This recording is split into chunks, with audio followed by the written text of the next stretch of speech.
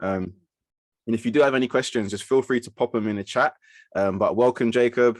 Welcome, Mark. I'm going to get started here. Let me share my screen. Boom. All right. Share screen. Perfect. So we're going to be looking at what can you actually do right now based on where you're at to get where you need to get to in the next 15 to 20 pounds in the next 12 weeks.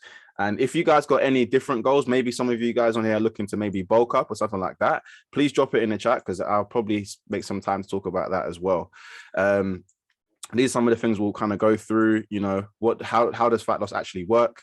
These are the things that you need to know. And I'm not going to bore you. I'm not going to make it scientific, but it's important that you understand the mechanics of it, because if you understand that, it's going to be a lot easier for you to achieve that result in the next 12 weeks or so. So the first thing is actually understanding what's actually happening to your body. You know, when we're eating food, when we're doing exercise, like what's happening. So when it comes to fat loss, I bet everyone on this chat has heard of someone saying a calorie deficit, right? I'm pretty sure 99% of you have heard that before, but some people don't actually know what that means. And I want you to think of it as this, right? It's creating what we call a negative energy balance. Yeah, exactly, Mark, right? Everyone's heard of it, right?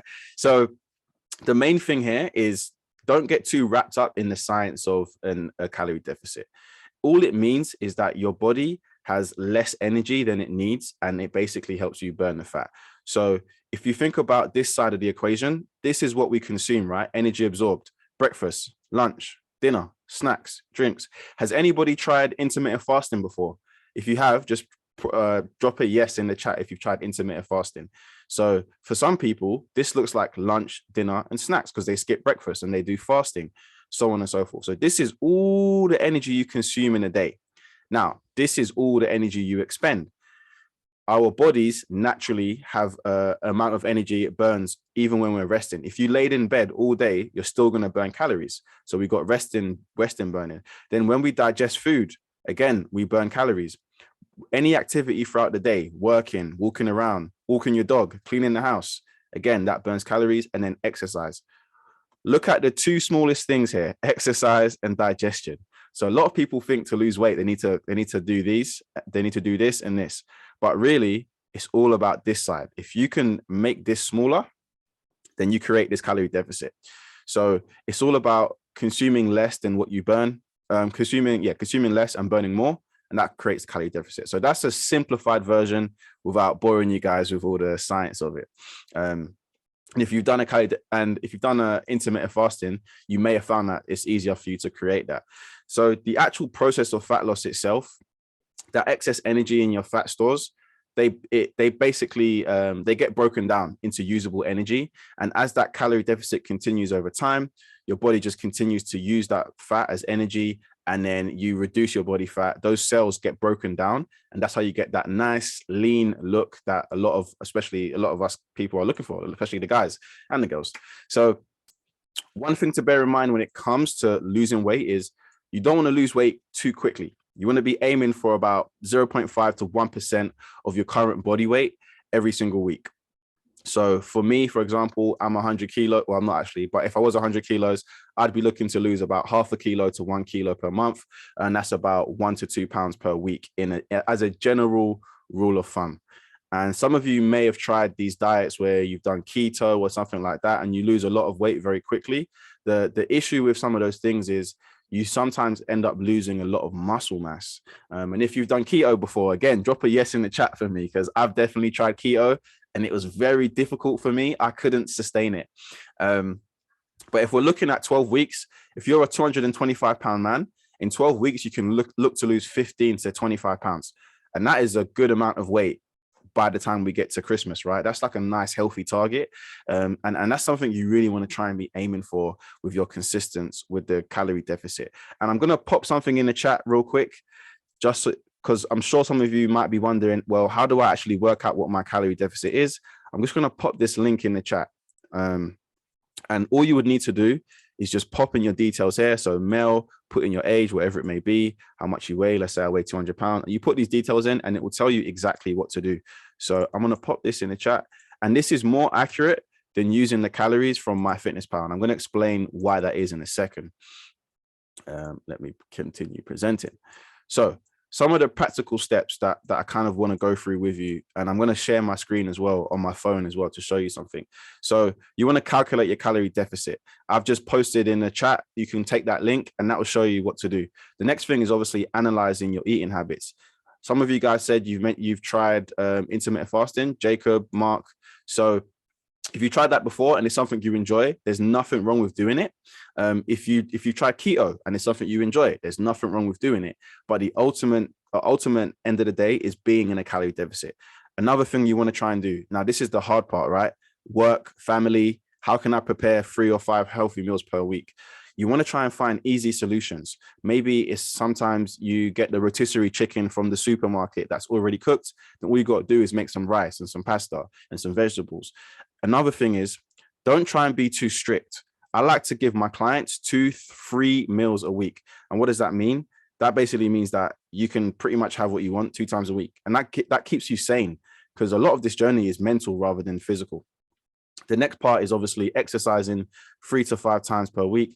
This, as you can see, if we go back a few slides, if we look at this, if we look at this in total, we can see that exercise is a very small portion of the whole calories that you burn in a day.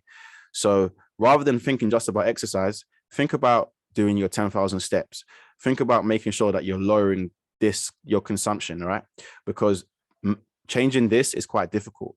But if you want to know how to change this even more, build more muscle, because the more muscle you have, the more calories you burn in a day. So that's a natural way to boost your metabolism. The next stage is, of course, making sure you're getting sleep, because a lot of the times your calories are actually burnt while you're sleeping as well. And as you increase your muscle mass, your body burns more. So the next thing I want to quickly show you guys is the practicality of this. Like, how do you maximize this? Because we want to use the weight training to build muscle, maintain muscle as you lose the body fat.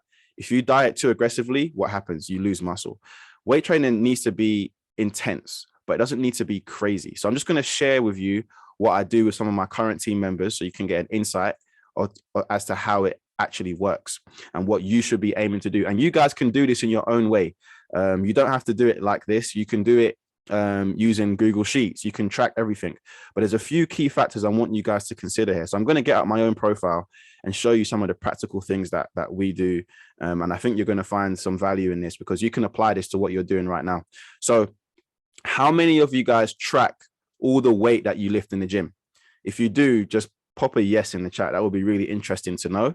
Well, Jacob, Mark, Phil, if you do track how much weight you lift in every workout, that would be really interesting to know. Cool, perfect. Kat, well done. So all of this is really valuable, because keeping an eye on how much weight you lift is going to make a very, very big difference to your progress, and also making sure that you progress your training over time. Okay, so you don't track weight, just calories expended. And Jacob, you don't. Okay, cool, no problem. Some of you guys do, some of you guys don't. That's not a problem. So whether you're using Google Sheets, whether you're using just a good old school notepad and pen, the major benefit of this, right, is knowing how much weight I've lifted over time. So there's a concept in training called progressive overload. If we're losing body fat, but we're building muscle, we've got to make sure that over time, we're still pushing ourselves in the gym, because you want to build as much muscle mass as you can, because then that helps you burn more calories even when you're resting. And if you're burning more calories, then that means my calorie deficit is going to be easier to achieve, and I don't have to starve myself. Because I don't know about you guys, but starving myself to lose weight just doesn't feel good. So one of the major benefits of this, we can see I've been tracking my workouts for this particular exercise since July. Whether I had a notepad or this app that I use for coaching my team, the benefit here is I can see what my volume is, how much I'm improving, and I get these numbers here. So this is my estimated 1 rep max, which is about 300 pounds, or my 3 rep max. So these numbers are basically how I design my workouts in the future. And if I know all my numbers, then I can continue to make progress. So if we look at this one, you can see a few weeks ago, I was doing 50 kilos. So that was about 110 pounds or so. Then I decided to up it a bit more. Then over time, okay, now I'm doing 60 kilos. So what this is doing, and you can do this on so many levels. If you're running 3 miles, what's my 3 mile time? Okay, my number one advice to anybody in training is you should be tracking everything you do, because what gets recorded gets optimized. And that's a really important thing to remember, even in training. I'm sure many of you guys do it for work, business meetings, tracking how much revenue you've done this year, how many sales you've made. What gets recorded gets optimized. So just remember that. And then the same would apply for tracking. Let me go to someone else here, because this is my own profile. But the same would apply for tracking your weight over time. So an example would be for someone here, one of my superstar guys here, Andrew. If we look here, right, we can see over the course of the last 3 months, he's gone from 105 kilos all the way down to 100 kilos, which is about 12 pounds of fat loss, right? So in the course of 2 months right now. So tracking this data, we don't weigh ourselves every day. We weigh ourselves every 2 weeks, because the reality is that every day that data is not telling you anything. But over the long term, this data is very, very useful. So again, one of the benefits: track how much weight you lift, track how much you're weighing every 2 weeks, and make sure that you're progressively overloading your workouts. In terms of your workout structure, I'll give you one last quick little behind the curtains kind of look at what we're doing. When it comes to your structure, we keep it nice and simple. And this is what I'd recommend for you. If you're training 4 days a week, if it's fat loss, you want to make sure you're doing at least one full body workout. Whoops, battery's dying. You want to be making sure you're training your chest and your triceps. You want to be making sure you're doing your pulling exercises. So pull-ups, bent over rows, one-arm rows, and then training your lower body. On top of that, if you feel like you can do it, you want to put in some cardio, because fat loss, I do recommend cardio for fat loss, but we want to build muscle as well. We want to strip away body fat, maintain muscle mass. And I'm going to give you a little look at what some of the workouts you should be trying to aim for, as a simple exercise. Depending on what level you're at, you could swap these out. Bench, you could be doing barbell squatting. You could be doing barbell reverse lunges. You can use machines. It's actually a home workout, but you can see here, everything's layered, and you should be knowing how many reps you're doing. And having that data allows you to systemize and optimize your training. So let me just share this again. So that's kind of what we'd be looking at to help you really improve certain factors and areas of your training. Before I finish off and open up the floor to some questions as well, right now, a lot of people ask me, can I target where we lose the fat or where the body fat goes? Unfortunately, scientifically, that can't really be done. So you don't really want to be thinking, to lower my belly fat, I've just got to keep doing crunches and sit-ups, or to lower the fat on my face or the fat on my arms, I just do bicep curls. Unfortunately, it doesn't work like that. Your body can't pick and choose where the fat goes. But what we can do is we can aim to build muscle in certain areas to change the physique and how certain parts of your body look. But unfortunately, the abdominals is probably one of the most stubborn places for your body fat to leave. That's the last place it's going to go. I want you to imagine like a swimming pool. Imagine if you suck all the water out of the pool and there's a deep end.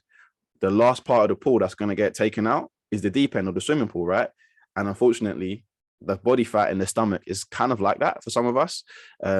And it's a little bit annoying, but that's just the way it is. So if we're looking at long term, I want you to put your focus around creating those better habits around your lifestyle. We've worked out now what a calorie deficit actually is, right?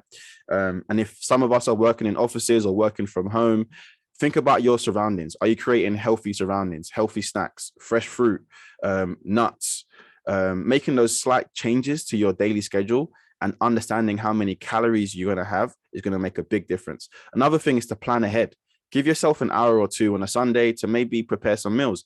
If you've got a family and they eat differently from you, that can sometimes be difficult. So employ the family, get them involved, get the kids involved. I have a team member who, she would say to me, hey, the kids don't like eating healthy, but I don't want to change what I have in the kitchen, and I don't want to bring back the sugary snacks. So I just said to her, hey, well, if sugary snacks aren't good enough for you, why are they good enough for the kids?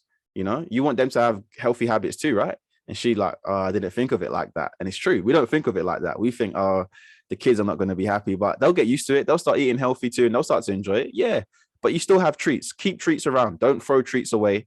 Have treats every now and then. Exercising 3 to 5 times a week is a good number. Minimum should be 3, but focus on building muscle and then adding in the cardio as an extra way to burn some extra calories.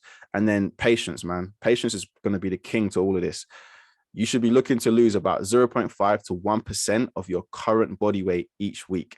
So with that number, you can easily get down by 10, 15, even 20 pounds by the time we get to Christmas. And the reason that that's important is because if we can do this before we get to Christmas, when we do get to Christmas, you can have that time off and you won't put on much weight. And then when Christmas is over, the new year's here, everyone's motivated. You can get back to where you want to get to. So hopefully that made sense. I'm actually going to drop a link in the chat for those of you who maybe want something a bit more personalized, because right now at the minute we're doing free one-to-one consultations for people who want more of a personalized plan. But before I do that, any questions about training, nutrition? Doesn't even have to be what I just spoke about. It could be something that you've got on your mind regarding your nutrition and such. Please drop it in the chat or unmute yourself as well. Feel free to unmute yourself. I'm just going to pop the link for the one-to-ones in here. And also, guys, I will be sending all of you a free workout program just for joining in. I'll send you guys a free 7-day training program, and it's adaptable. And everything I just mentioned, you can actually put it in. You can put in your weight, your 1 rep max is very adaptable. So I'm going to send this over to you guys.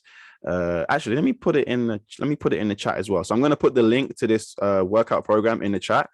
Just make a copy of it and it's all yours. Let's get it from a Google Drive. But in the meantime, while I get that link, please drop your questions in and I'll answer them as I do this. Can you talk about drinking alcohol and how to limit it? And okay, cool. Yes. So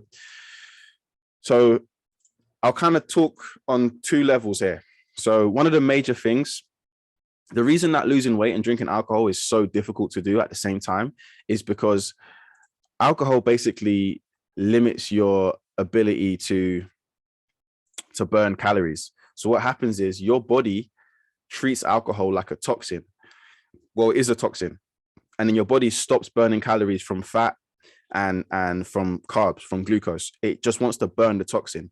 So essentially, that's why some of the men, like the men that I've worked with who maybe they've drank a lot, is they end up getting bare bellies or things like man boobs. And that is basically a result of their body not burning the calories from the food anymore. And it's all their body's done is turn their focus towards burning calories from the toxin, which is the alcohol. So if you want to kind of continue to burn fat, my advice is to try to limit your alcohol to 1 to 2 times per week. Now, how to limit it? My personal approach is employing some kind of intermittent fasting during the week. You don't have to do intermittent fasting, but you can just manipulate your calories throughout the week. I'm just putting in the 7-day training guide in the chat, guys. So yeah, employing some intermittent fasting throughout the week, and then also there's gonna be a little bit of sacrifice, especially if you are a big drinker. You have to start to think to yourself, okay, I'm gonna have to limit this. Maybe I have a limit of 5 drinks. So for me personally, when I go out, I limit myself to 4 drinks because I know after 4 drinks, it's hard for me personally. I have 4 drinks. The next step is also picking better alcoholic options. If you drink beer, drop a 1, or don't drink. Jacob, I'm with you. I'm with you. Don't drink. I'm just dropping the one-to-one calls in the chat as well again, guys. So, or don't drink. That's obviously the biggest thing. But beer is going to have too many calories. So maybe you go for a light beer, for example, Bud Light or whatever you prefer. Going for things like spirits with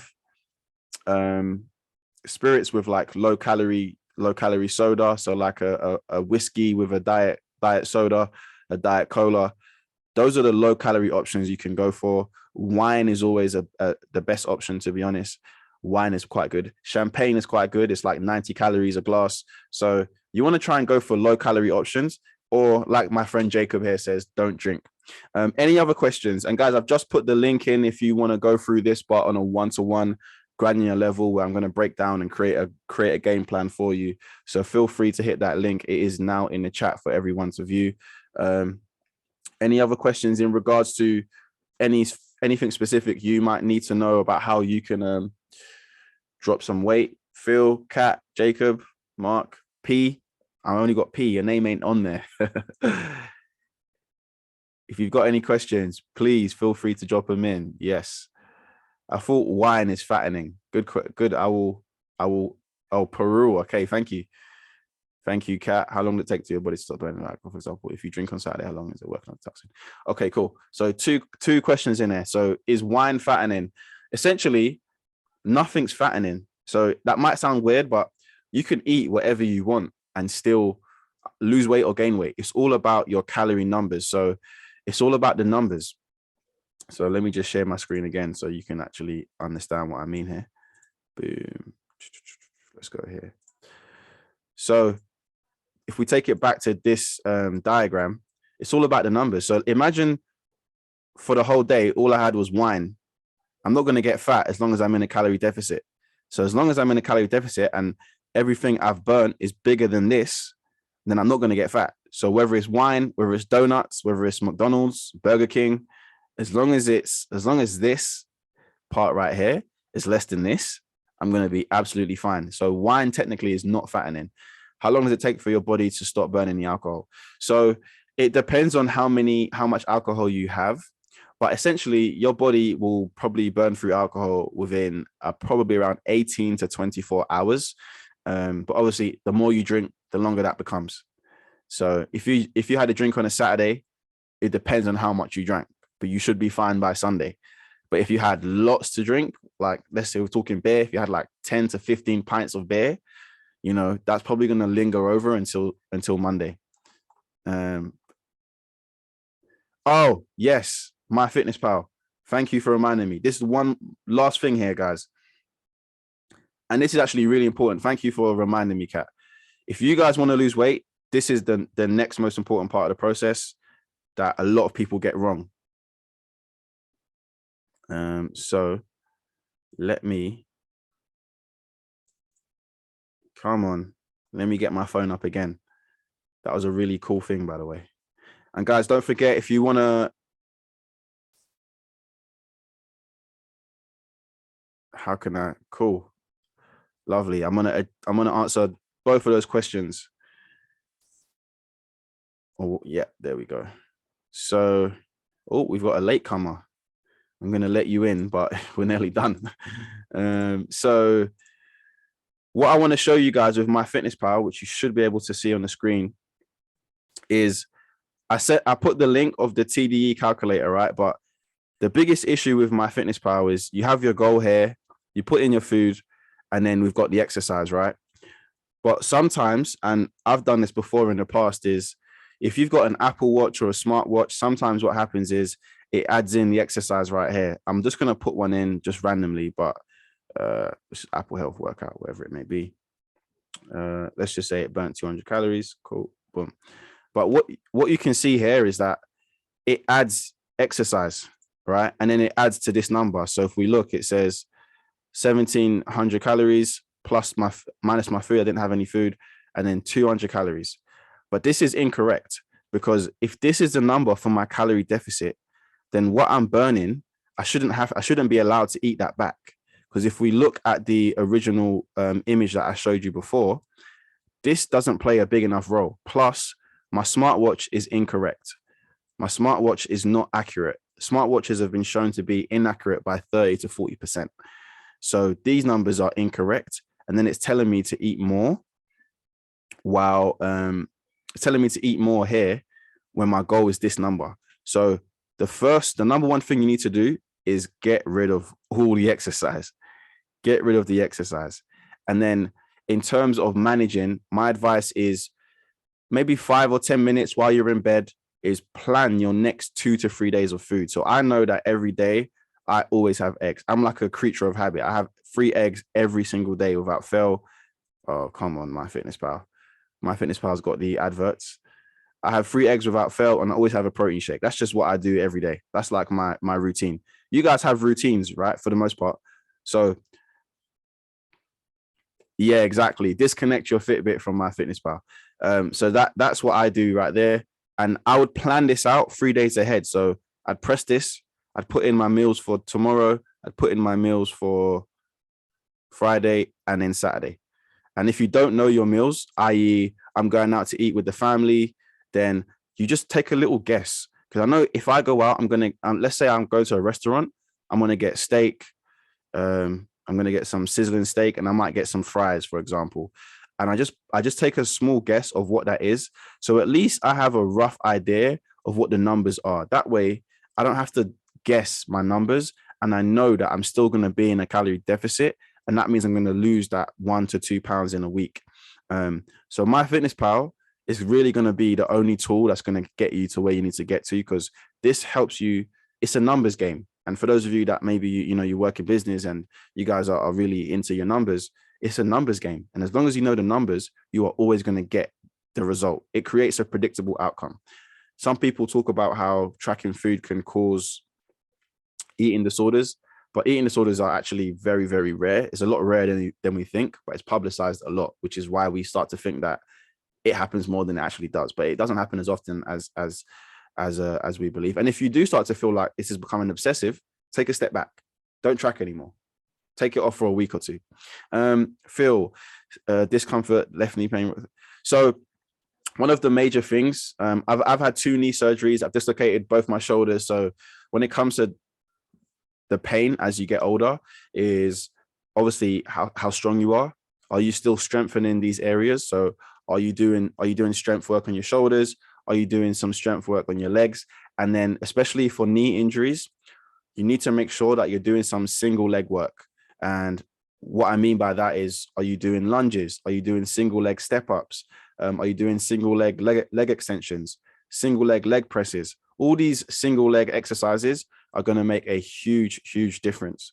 So doing it with one leg, I promise you, is going to help strengthen it, because when you do things with 2 legs, sometimes it hides the imbalance in your strength. Because who has like one leg or one arm stronger than the other? I know I do. Like my left arm is stronger than my right arm. So when you have that, what happens is you basically, when you keep doing a unilateral exercise, both sides, you just mask in the weakness on one side. So with the knees, for sure, you definitely want to try and do some single leg work as much as possible. So that should. Have we got any more questions? I have just dropped the link in the chat for those of you that may want to speak one-to-one with me about what you might need to do. Obviously, I've shown you a little bit about how my program works and what we put together for people. And next week, I'm actually going to be going through some nutrition. But thank you guys for joining. I've just dropped the link here. I will stay on for another 2-3 minutes if we got any more questions. If not, feel free to hop off. I will be sending this recording out to you guys as well. So you feel free to rewatch it if there's anything you missed. And again, I'll leave that link there for you guys as well if you guys want to hop on a call with me next week. I think we've got a few slots. Nice one. Great. Booked in. I'll see you then as well. Great. And I'll drop you a message in between now and then as well, so I can get some information from you, because what I like to do on these calls is, when I get on a one-to-one call with you guys, I basically create a game plan for you before we get on that call. So I don't just jump on a call for no reason. Mary, you joined us a bit late. Yeah, I'm sorry. I'm working remotely and I just got out of another meeting. Did you go over the flat belly, how to get a flat belly yet? I spoke about okay. So you're going to send the recording. So I'm going to send the recording, yeah. But now you're in the recording, so just so you know, your face is going to be in the recording. But hello, everyone. Greetings from Cape Cod. I spoke about just the tracking the food, and also some of the things we spoke about, right, with removing the exercise from MyFitnessPal, because that can become a bit of an issue. So yeah, we went through all of that, but I think you'll find some good value in it. But I hope you're having a good time over there. Yeah, great. Thank you. Good, cool. Well, just for those of you that don't know, Mary's actually working with me right now, seeing good results. Do I offer PT? So yes, the online coaching program, it's an online program. It's one-to-one. So I personally believe it's technically is personal training. Yes. So I'll stay on for a few more. But sorry, as I was saying, the link that I'm sending in the chat, guys, when you book that call in, I will message you guys personally to ask you just a few details about your height, your weight, and what your goals are, because I create a game plan for you before we get on that call. So I'll write it out for you, show you exactly the steps you need to do over the next 3 to 6 months. So feel free to hop in. But if not, we got about 3 more minutes before my Zoom is going to end. I didn't realize Zoom changed. You have to upgrade Zoom now. So I didn't know that. So I guess I'm going to have to upgrade it. But feel free to hop in. If you haven't booked in, that's fine. I will reach out to you guys at some point. If there's any more questions, feel free to ask away. Jacob, Kat, Phil, any more questions? If not, can I just come? I've just come off mute 2 seconds. Literally seen a video on YouTube that said about you can't build muscle while losing weight. So like this, like some sort of trainer person saying you need to lose the weight before you can build the muscle. You can't do the two of them simultaneously. Yes. So there's technically that person is right. Yes, but it depends to what level you are. So if you are newly getting into training and lifting, or you haven't been training very long, so you've got like a very small training age, you can still build muscle while losing body fat. But the more advanced you get, the harder that becomes. So at some point, you're going to have to do it in cycles, like in segments. So you're going to focus on either cutting body fat and trying to maintain the muscle that you already have, or you focus on being in a calorie surplus or eating more food, and you're going to gain a bit of weight. You might gain an extra bit of fat, but you're going to gain more muscle as well. So you can build muscle in a calorie deficit. You're just not going to build a lot of muscle. And it also depends on how long you've been training. What this research shows us is that beginners see muscle gain and fat loss. Like if you're a beginner, the longer you train, the more advanced you get, the less likely you see both. But the whole point is, especially if you're carrying excess fat, the reason you want to be doing weight training is because as you strip away the body fat and you're still maintaining your strength and building your strength even, that's how you get what we call toned. That's what everyone always says, I want to get toned. That's what getting toned is, because you're still building more muscle mass, but you're losing the body fat. So then obviously that fat over your skin is getting less and less. Therefore, you become more toned or more defined. I like to say more defined. That's the word I go for. So yes, no problem. Yes, thank you. No problem. All right, guys. Well, I'm going to head off. I will drop all you guys a message, and feel free to download that free workout program as well. All right. Have a wonderful day. Thank you for joining. Bye-bye.